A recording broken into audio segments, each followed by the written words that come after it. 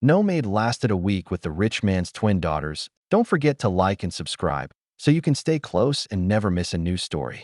She won't last 3 days.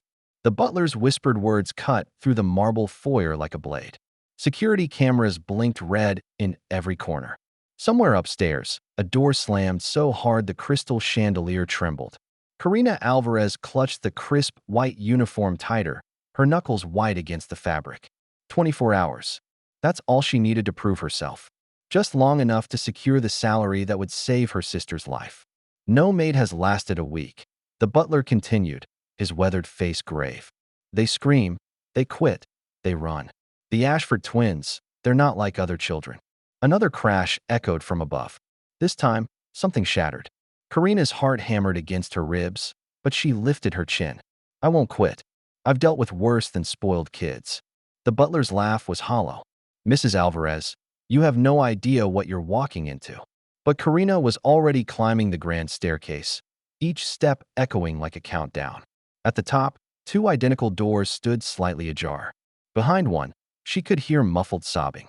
Behind the other, complete silence. Which was more dangerous? The silence one. Karina pushed open the door to find a bedroom that looked like a war zone. Designer clothes scattered across marble floors. An antique mirror cracked down the middle. And in the center of it all, a 12-year-old girl with platinum blonde hair and ice blue eyes, calmly painting her nails black. You're the new maid. Violet Ashford didn't look up. I give you 48 hours. Nice to meet you too. Karina stepped carefully around the broken glass. I'm Karina. I don't care what your name is. You'll be gone by Wednesday. The door across the hall creaked open. An identical face peered out. Vivian, the crying twin. Her eyes were red-rimmed. Mascara streaked down her cheeks like battle scars. Violet made another one leave. Vivian's voice was small, broken. Not yet, Violet said, finally looking up. Her smile was sharp as the glass at Karina's feet. But I will. Karina knelt down and began picking up the broken mirror pieces. Your father must be worried about you both. Both girls went dead silent. The air turned arctic. Our father, Violet said slowly, doesn't worry about anything except his hotels. Vivian disappeared back into her room. The door slammed.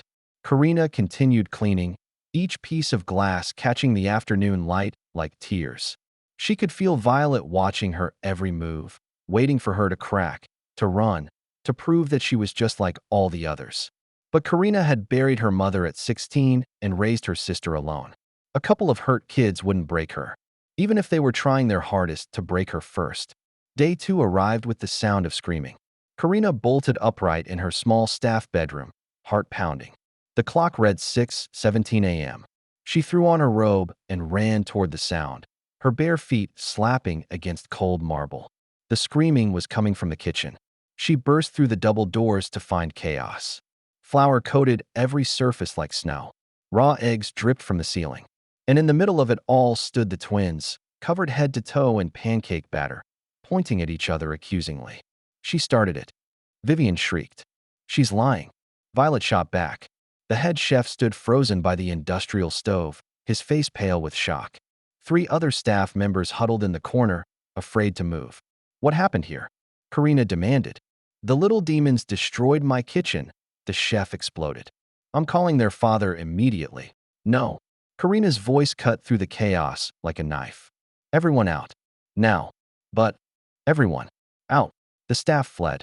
The kitchen fell silent except for the steady drip of eggs from the ceiling. The twins stood frozen, expecting the same explosion of anger they'd gotten from every other adult in their lives. Instead, Karina looked around the destroyed kitchen and started to laugh. She laughed until tears ran down her cheeks, until her sides ached, until the twins' defensive anger melted into confusion. You know what? Karina said, wiping her eyes. I haven't had a good food fight since I was your age. But next time, warn me first. I would have brought reinforcements. Vivian's mouth dropped open. Violet's eyes narrowed suspiciously. You're not angry? Oh, I'm furious, Karina said cheerfully. But not about the mess. I'm angry that you didn't save any batter for actual pancakes. Now we have to start over, and I'm starving. For the first time since she'd arrived, both twins smiled. Real smiles. Not the sharp, defensive weapons they usually wore. But their smiles vanished as heavy footsteps echoed down the hall. Henry Ashford was coming, and he sounded angry. The kitchen doors exploded open. Henry Ashford filled the doorway like a storm cloud, 6 feet of controlled fury in a $1,000 suit. His dark eyes swept the destroyed kitchen, lingered on his flower-covered daughters, then landed on Karina like a physical blow. What the hell happened here? The twins shrank back, their momentary joy evaporating. Karina stepped forward, shielding them with her body. "We were making breakfast," she said calmly. "Making breakfast?" Henry's voice could have cut glass. "It looks like a war zone. Sometimes cooking gets messy." "Messy?" He gestured at the egg-covered ceiling. "This is destruction. This is exactly why." He stopped himself, jaw clenched. "How much damage?" The head chef appeared behind him, practically vibrating with indignation. "Sir, they destroyed everything. The commercial mixer, the marble countertops, I don't care about the kitchen," Henry said quietly. Too quietly. "I care about the pattern. 6 maids in 1 month. 6. And now this." He turned to Karina, his eyes cold as winter. "Pack your things." "No." The word hung in the air like a challenge. Henry's eyebrows shot up. Behind him, the chef gasped. "Excuse me." I said no. Karina stepped closer, her chin raised. "You want to fire me for your daughters making breakfast? Fine. But first, answer me this. When was the last time you saw them smile? That's not. When was the last time they laughed? Really laughed, not the bitter, angry sounds they make when they're hurting someone's feelings." Henry's jaw worked silently. "Because I just saw it," Karina continued. "For exactly 30 seconds, before you walked in here like they'd committed murder instead of spilling some flour." The twins watched in stunned silence. No one had ever defended them before. No one had ever stood up to their father for them. "You don't understand," Henry said, his voice strained. "They're not normal children. They're grieving." The words dropped like stones into still water. Henry went rigid. The twins' eyes filled with tears. They lost their mother 3 years ago, and they're angry and hurt and scared. So they lash out. They test every adult who comes into their lives because they're terrified of being abandoned again. Karina's voice softened. "And instead of seeing their pain, you see problems to be solved. Messes to be cleaned up. Behaviors to be corrected." Silence stretched between them, heavy as grief. "If this were my daughter," Karina said quietly, "I'd ask why she's crying out for attention, not fire the one adult willing to see it." Henry stared at her for a long moment. His daughters held their breath. Then he turned and walked away without another word. 3 days passed in strange quiet. The twins tested Karina constantly, hiding dead fish in her room, supergluing her shoes to the floor, setting off fireworks in the library. But each prank was met with patient amusement instead of anger. Each destruction was followed by gentle lessons instead of punishment. "Why aren't you screaming at us?" Vivian asked on Thursday morning, after Karina discovered her bed filled with live crickets. "Because screaming doesn't work," Karina said, carefully collecting the insects in a jar. "Trust me, I've tried it." She carried the jar to the garden and released them into the rose bushes. The twins followed, mystified. "My sister used to pull pranks too," Karina continued. "When she was scared or angry, she'd act out. I spent years yelling at her before I realized she wasn't being bad. She was being human." "What happened to her?" Violet asked quietly. Karina's smile faltered. "She got sick. Really sick. That's why I'm here, actually. The salary from this job, it's the only way I can afford her surgery." The twins exchanged a look. For the first time since their mother died, someone else's pain seemed bigger than their own. "We're sorry," Vivian whispered. "Don't be sorry," Karina said. "Just, maybe warn me next time." Crickets at 6 a.m. are really startling. That afternoon, she found a hand-drawn apology note under her pillow. The handwriting was shaky, childish, sorry about the bugs. VNV. It was the first crack in their armor. The second came that evening, when she discovered Vivian crying in the library. "Hey," Karina said softly, settling beside her on the window seat. "What's wrong?" "I miss her," Vivian sobbed. "I miss Mom so much, and everyone says I should be over it by now, but I'm not. I can't be." Karina wrapped her arms around the shaking girl. "You don't have to be over it. Ever. Missing someone you love isn't something you get over. It's something you carry. And that's okay." "But Violet says I'm weak for crying." Violet's scared too. She just shows it differently. As if summoned, Violet appeared in the doorway. Her face was stone, but her eyes were soft with unshed tears. Crying doesn't bring her back, she said harshly. Nothing does. No, Karina agreed. But remembering her keeps her close. Both crying and anger are ways of loving her still. Violet's mask cracked. She ran to the window seat and collapsed into Karina's other arm. For the first time in 3 years, the twins cried together. And somewhere in the hallway, Henry Ashford stood frozen, listening to his daughter's sobs and wondering when he'd stopped knowing how to comfort them. Henry found Karina in the garden the next morning, teaching the twins how to plant roses. "My wife loved roses," he said quietly, making all three look up in surprise. The twins had dirt under their fingernails and genuine smiles on their faces. Karina looked radiant, happy in a way that made something deep in his chest ache. "She had a whole garden at our old house," he continued, settling on the stone bench nearby. "Said every rose had a story." "What was Mom's favorite?" Vivian asked shyly. Henry's throat worked. "White ones." She said they represented new beginnings. They worked in comfortable silence for a while, the morning sun warming their faces. Henry found himself watching Karina more than the roses, the gentle way she guided the twins' hands, the patience in her voice, the natural authority that made them actually listen. "Where did you learn to handle children?" he asked. "I raised my little sister from the time she was 8, Karina said, not looking up from the soil. "Our parents died in a car accident. It was just us. That must have been hard. The hardest thing I've ever done." She met his eyes, but also the most important. Something shifted in his chest. When was the last time he'd had a real conversation with someone? When was the last time someone had looked at him and seen Henry instead of his bank account? "Daddy," Violet said suddenly, "will you help us plant Mom's roses?" The word daddy hit him like a physical blow. They hadn't called him that since the funeral. It had been father, or sir, or nothing at all. He knelt in the dirt, expensive suit forgotten, and helped his daughters plant flowers for the mother they'd lost. And tried not to notice how right it felt when Karina's fingers brushed his as they worked. The changes came slowly, then all at once. Henry started coming home earlier. First 6 o'clock, then 5, then 4:30. He'd find excuses to linger wherever Karina was, asking about the twins' day, their meals, their moods. But his questions gradually shifted. "How is your sister doing? Do you miss Colombia? What made you want to come to America?" Their conversations stretched longer each evening. After the twins went to bed, they'd find themselves in the kitchen or the library, talking about everything and nothing. Henry's corporate armor slowly peeling away to reveal the man underneath. Funny, thoughtful, deeply wounded by loss. "I don't know how to be their father anymore," he admitted one night, staring into his coffee. "After Maria died, I threw myself into work because it was easier than facing their pain, easier than facing my own. Pain doesn't disappear when you ignore it," Karina said gently. "It just grows in the dark. Is that what happened to your parents?" She nodded. "I was so angry after they died. At God, at the drunk driver, at them for leaving us. I thought anger would protect me from the hurt, but it just made everything worse." "What changed?" "My sister got sick the first time when she was 14. Watching her fight, it put everything in perspective. Life's too short to waste on anger when you could be choosing love instead." Henry's eyes found hers across the table. Something electric passed between them.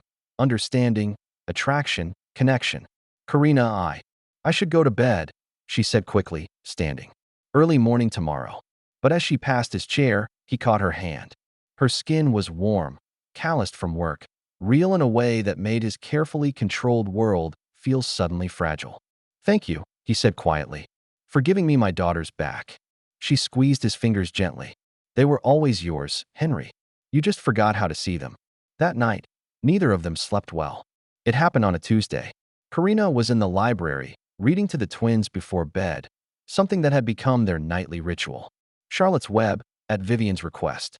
The girls were curled against her sides like kittens, finally peaceful. Henry appeared in the doorway and froze.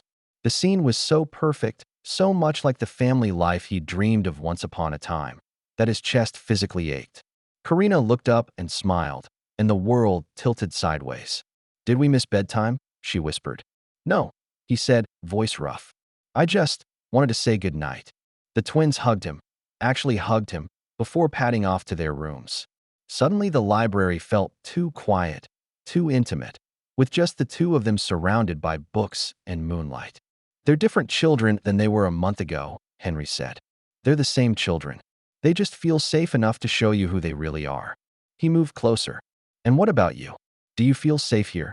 The question hung between them, loaded with meaning.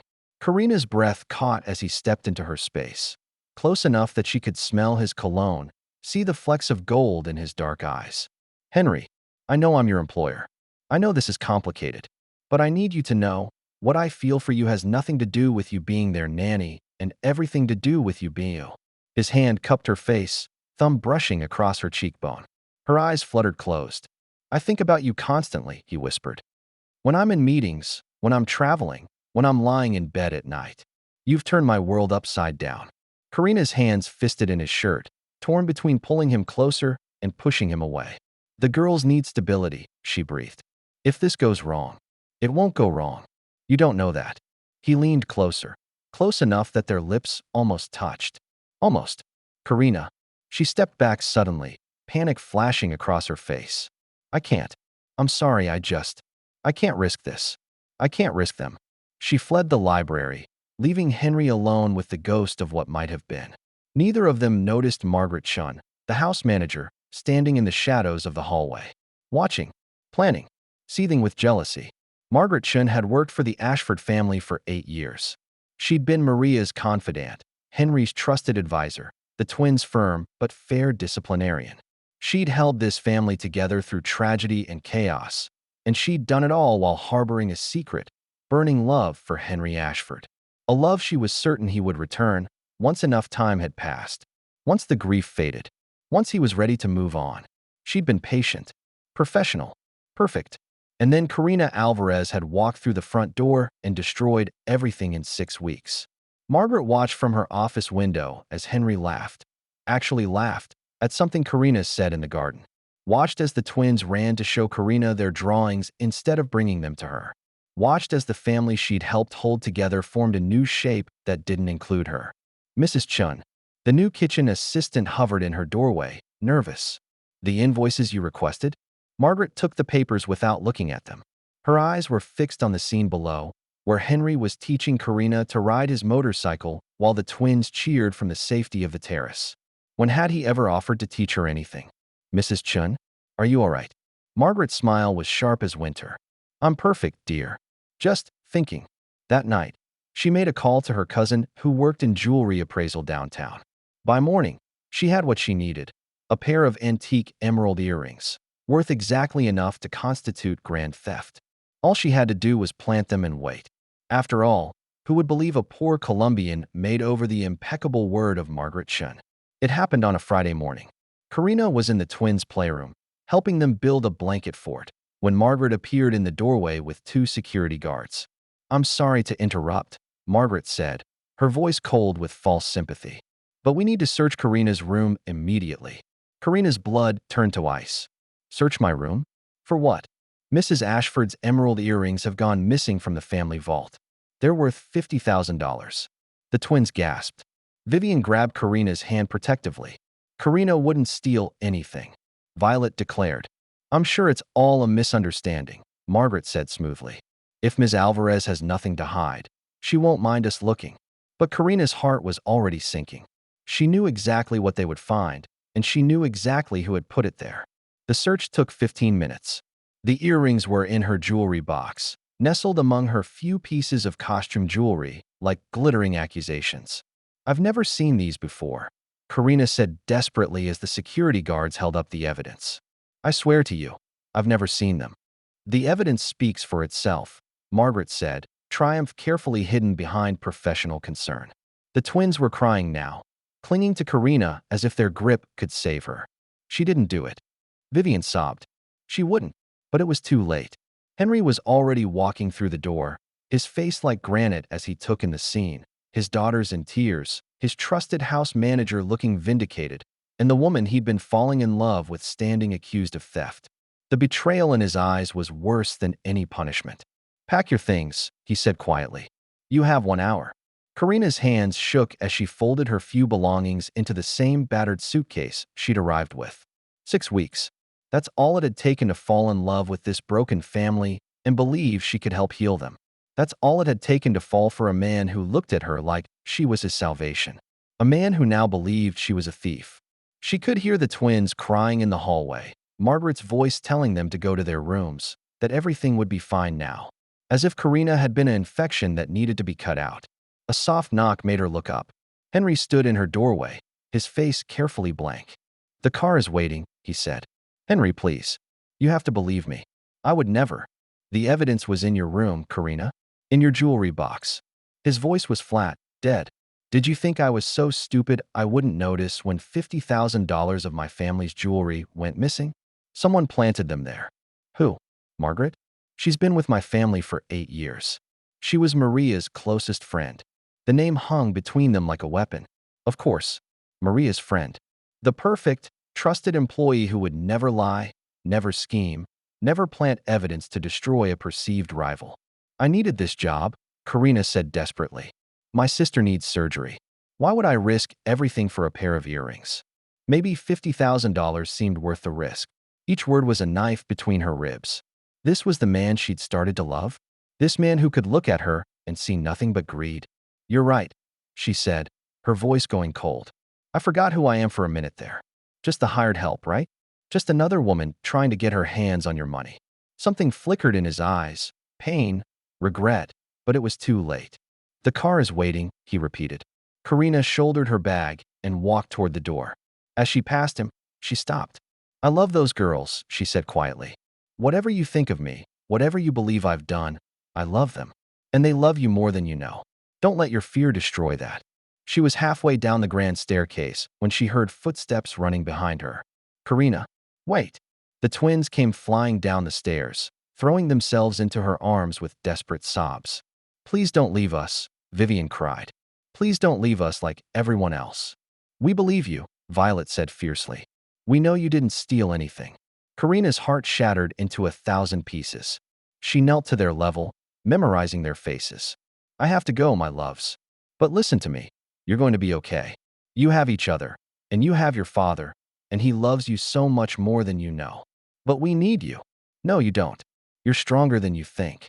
Both of you." She kissed their foreheads and stood, not trusting herself to look back. As she reached for the front door handle, Violet's voice stopped her cold. "Please don't leave us again." Again. The word echoed in the marble foyer like a gunshot.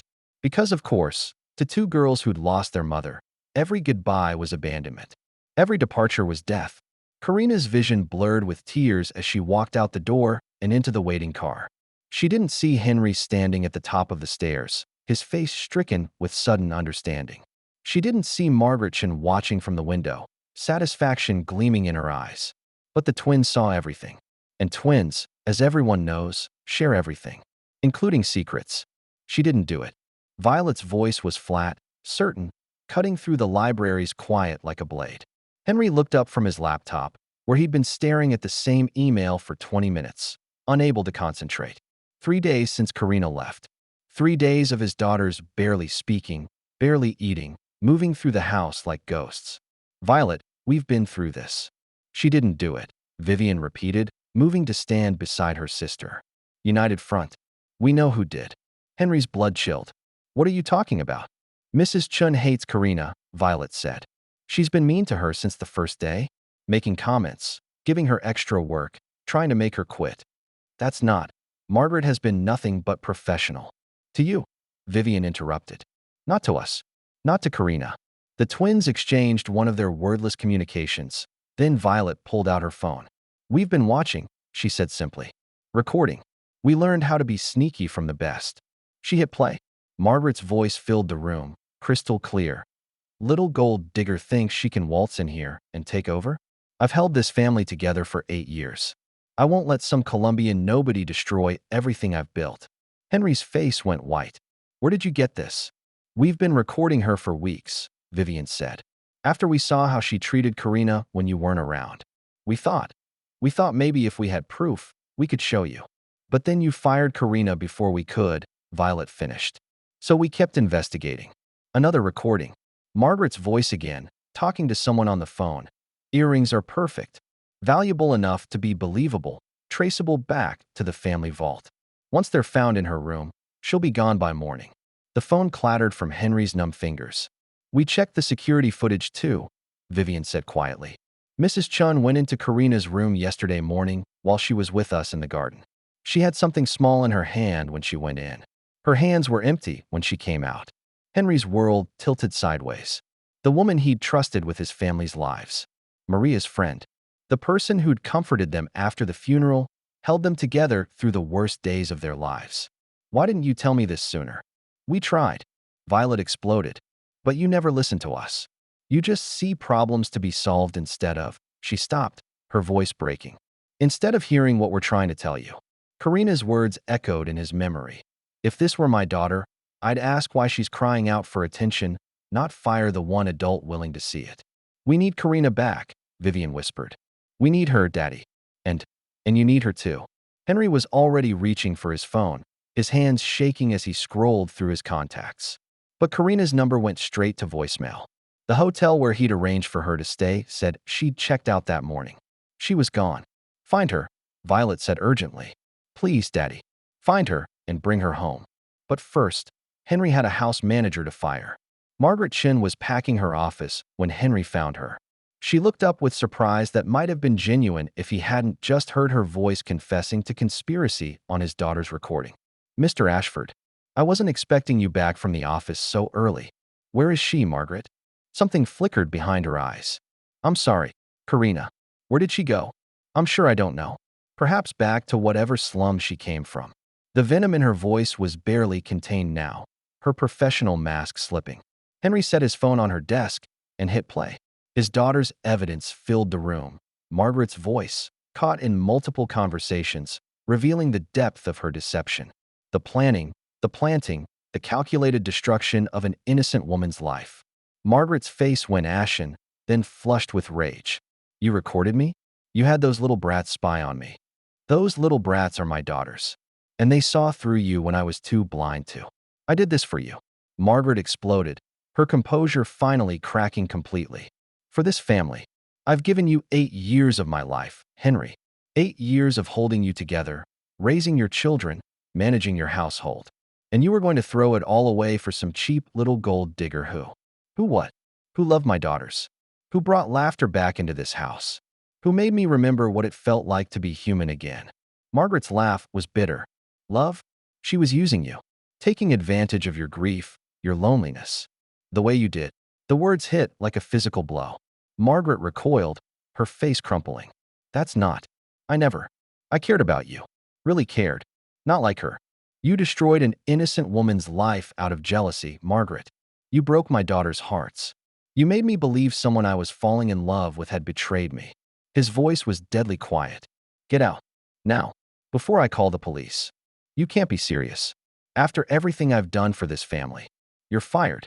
You have 1 hour to pack your things and leave this property. If I ever see you near my daughters again, I'll have you arrested for theft, conspiracy, and child endangerment. Margaret stared at him for a long moment, her face cycling through rage, desperation, and finally bitter acceptance. You'll regret this, she said as she swept past him toward the door. When she breaks your heart, when she takes everything and leaves you with nothing, you'll remember that I tried to protect you. The only person I need protection from, Henry said quietly, is you. After she was gone, he sank into her chair and buried his face in his hands. Now came the hard part, finding Karina and convincing her to forgive him. Karina had vanished. The hotel clerk remembered her, a sad young woman with a heavy accent who'd paid in cash and left no forwarding address. The bus station had no record of tickets purchased in her name. Her phone was disconnected. It was as if she'd never existed.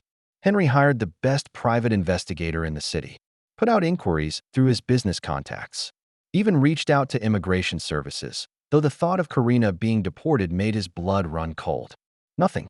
The twins grew quieter each day, their brief resurrection under Karina's care fading back into the hollow-eyed grief that had consumed them since their mother's death. Maybe she went back to Colombia, Vivian suggested listlessly on the 5th day. Maybe she gave up on America. Maybe she gave up on us, Violet added, her voice bitter with hurt. She didn't give up on you, Henry said firmly. She would never give up on you. She's just hurt. And I don't blame her. But privately, He was beginning to fear that his daughters were right. That Karina had decided this country, this family, this man who'd accused her of theft, were more trouble than they were worth. That she'd gone back to Colombia and taken her sister with her, using whatever savings she'd managed to accumulate during her 6 weeks of work. That he'd lost her forever. On the 6th day, his investigator called with news. "I found something," he said. "Not her location, but you're not going to like this, Mr. Ashford." Henry's blood chilled. What? Her sister? The one she needed the surgery money for? She died 3 days ago. Complications from her condition. There's an obituary in a Colombian newspaper. Sofia Alvarez, age 19, survived by her sister, Ikarina. The phone slipped from Henry's numb fingers. Ikarina. Karina was short for Ikarina. The woman he loved had lost her sister, the person she'd been working so desperately to save, while he'd been sitting in his mansion believing she was a thief. While she was alone, penniless, fired in disgrace. While she was burying the only family she had left. "Daddy." Vivian appeared in his office doorway, her face concerned. "Are you crying?" Henry wiped his eyes with shaking hands. He was crying. For Karina's loss, for his own blindness, for the cosmic cruelty of a world that would take a 19-year-old girl from someone who'd already lost so much. "Come here," he said softly. The twins climbed into his lap, still small enough to fit together in the big leather chair. "I have some sad news about Karina," he said carefully. "Her sister, the one she was trying to save, she passed away." Vivian burst into tears. Violet went very still, her face pale. "So Karina's all alone now," she said quietly. "Like we were when Mom died." "Yes," Henry whispered. "She's all alone. We have to find her," Vivian said through her tears.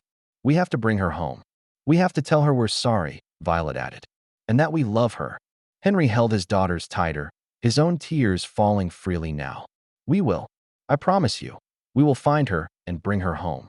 But first, he had to figure out where she'd gone to grieve. The answer came from an unexpected source. Henry was in his study, staring at Karina's employment file for the 100th time, when his phone rang. Unknown number. "Mr. Ashford?" The voice was heavily accented, elderly. "This is Father Miguel from St. Catherine's Church in Queens. I believe you knew my parishioner, Ikarina Alvarez." Henry's heart stopped. Yes, I knew her. Is she all right?" "She is struggling. She came to us 3 days ago, after returning from her sister's funeral in Colombia. She has been staying in our church shelter, but she refuses to eat, refuses our help. She speaks only of her failure to save her sister, her shame at being accused of theft. Father, please, can you tell me where she is? I need to see her. I need to explain.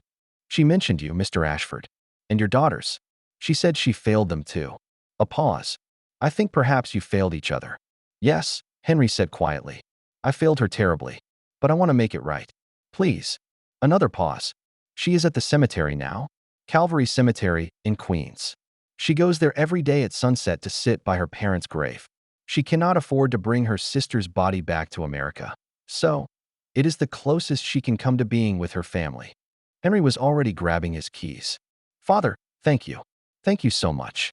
Mr. Ashford, whatever happened between you, she is a good woman. A woman of great faith and love. Do not break her heart again."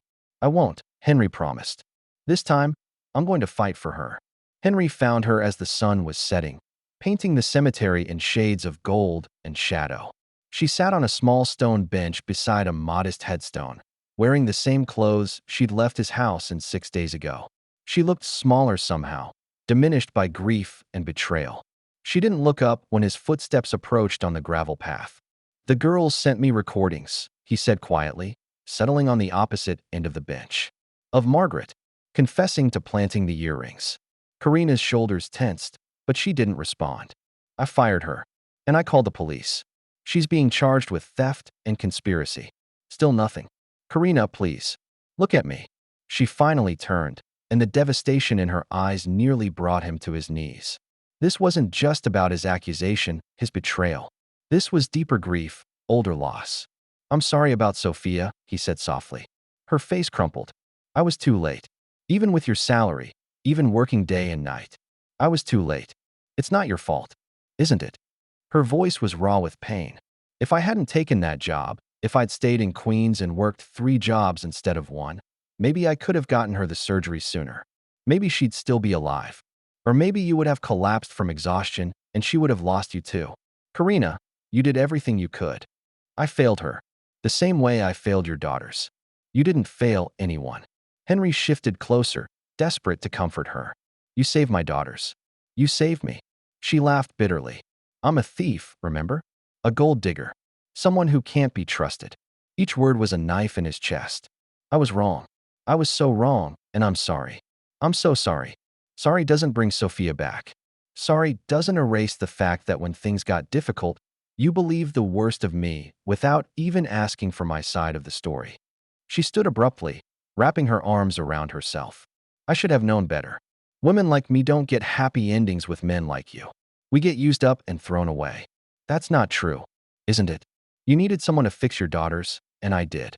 Mission accomplished. Now you can hire someone else to maintain what I built. I don't want someone else. The words tore from his throat. I want you. Not as an employee, not as a fix for my problems. I want you, Karina. I love you. She went very still. Don't. I love you, he repeated, standing to face her.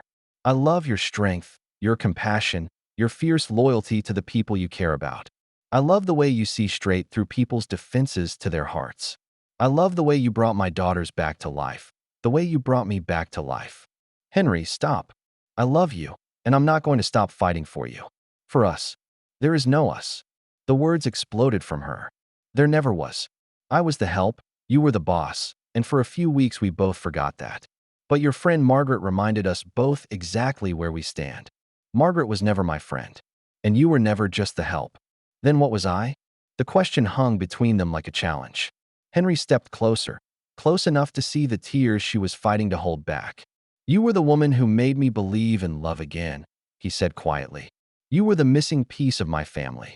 You were everything I didn't know I was looking for. Were, she repeated. Past tense. Are. Present tense. Future tense. Every tense there is. He reached for her hands, relief flooding through him when she didn't pull away. Come home, Karina. Please. The twins need you. I need you. She was silent for a long moment, staring down at their joined hands. I have nothing left, she whispered finally. No sister to save, no reason to be strong. I don't know who I am without someone to take care of. You're the woman I love. You're Vivian and Violet's heart. You're home, Karina. You're our home. She looked up at him then, her eyes swimming with tears and something that might have been hope. What are you asking me? I'm asking you to marry me. The words hung in the air like a prayer. Karina stared at him, her face cycling through shock, disbelief, and something dangerously close to hope. You're asking me to marry you? In a cemetery? 6 days after you had me arrested for theft? When she put it like that, it did sound insane. I know how it sounds, Henry said desperately. I know the timing is terrible. I know I have no right to ask after what I put you through. But Karina, I can't lose you again. I won't survive it, and neither will the girls. Marriage isn't a job, Henry. You can't hire me to be your wife the way you hired me to be their nanny. That's not what I'm doing. Then what are you doing? He dropped to one knee right there in the cemetery, pulling a small velvet box from his pocket. Karina gasped, stepping back. I'm asking the woman I love to spend the rest of her life with me, he said, opening the box to reveal a simple but stunning diamond ring. Not as an employee, not as a fix for my problems, but as my partner, my equal, my everything. Henry, you can't be serious. I've never been more serious about anything in my life. His voice cracked with emotion. I know I don't deserve another chance. I know I broke your trust, broke your heart. But if you'll let me, I'll spend the rest of my life making it up to you. Tears were streaming down her face now. This is crazy. We've known each other for 6 weeks. The best 6 weeks of my life. I'm not Maria. I can't replace her. I'm not asking you to replace her. I'm asking you to be yourself. The woman who saw my daughter's pain when everyone else saw problems. The woman who challenged me to be a better father, a better man. Henry, the woman who made me laugh again, who made me believe in second chances, in redemption, in love. He reached for her hand with his free one, his eyes never leaving hers. Marry me, Karina. Not because you need a job or I need a nanny, but because somehow, impossibly, we found each other in the middle of all this mess and fell in love. She was crying openly now, her resolve crumbling. The girls love you more than life itself. They've been heartbroken since you left.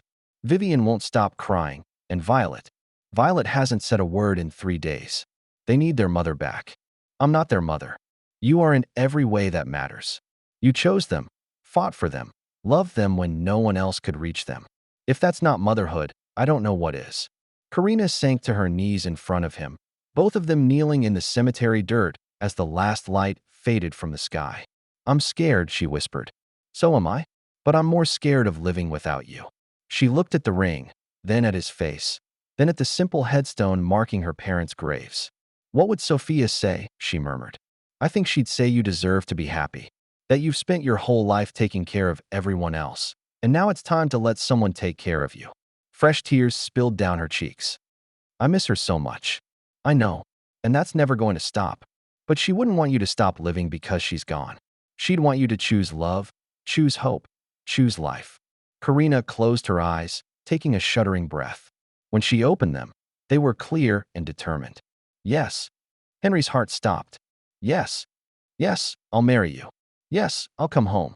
Yes, I'll be the girl's mother and your wife, and probably the luckiest woman in the world.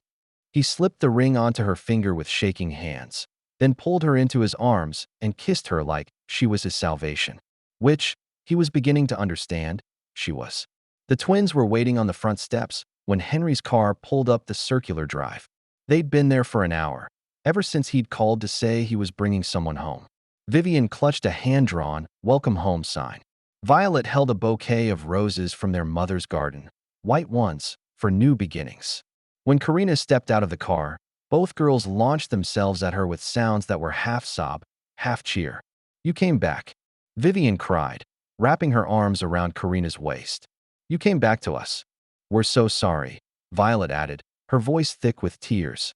We should have told Daddy about Mrs. Chen sooner. We should have protected you better. Karina knelt to their level, gathering both girls in her arms. You have nothing to apologize for. You were perfect. You are perfect. We missed you so much, Vivian whispered. The house was so quiet without you. I missed you too, my loves. Every single day. She looked up at Henry, who was watching the reunion with tears in his eyes. We have something to tell you, he said, moving to stand behind the girls. Violet looked back and forth between them suspiciously. What kind of something?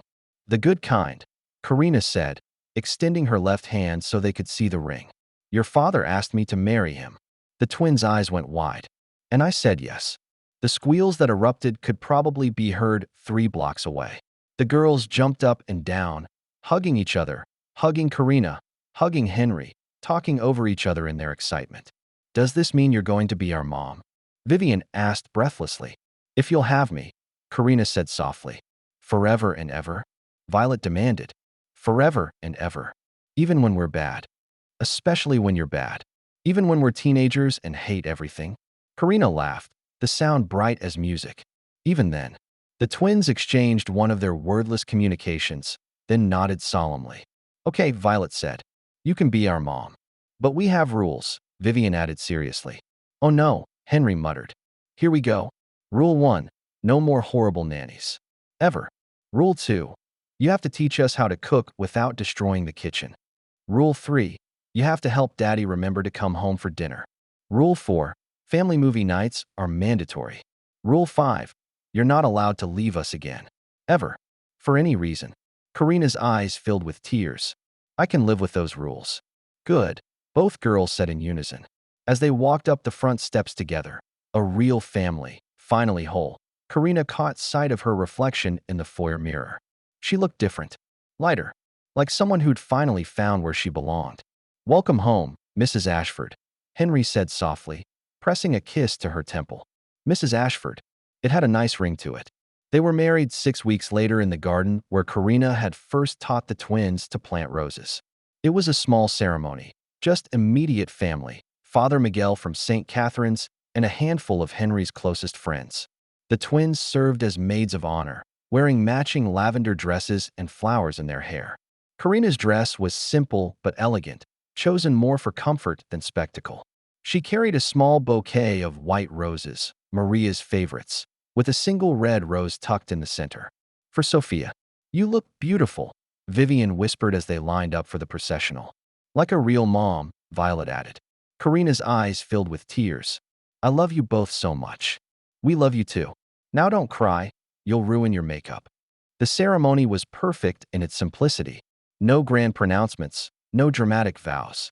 Just two people who'd found each other in the wreckage of their separate griefs, promising to choose love every day for the rest of their lives. Do you, Henry, take Karina to be your lawfully wedded wife, to have and to hold, in sickness and in health, for richer or poorer, for better or worse, as long as you both shall live? I do, Henry said, his voice steady and sure. Do you, Karina, take Henry to be your lawfully wedded husband, to have and to hold, in sickness and in health, for richer or poorer, for better or worse, as long as you both shall live? Karina looked at the man she was marrying, then at the two girls who would become her daughters, then at the garden full of people who'd chosen to become her family. I do, she said. You may kiss the bride. As Henry's lips met hers, the twins cheered, the small crowd applauded, and somewhere in the distance, church bells began to ring. It was, Karina thought, the most beautiful sound she'd ever heard. If you made it to the end, please like the video and subscribe to our channel. It truly means the world to us. See you in the next one.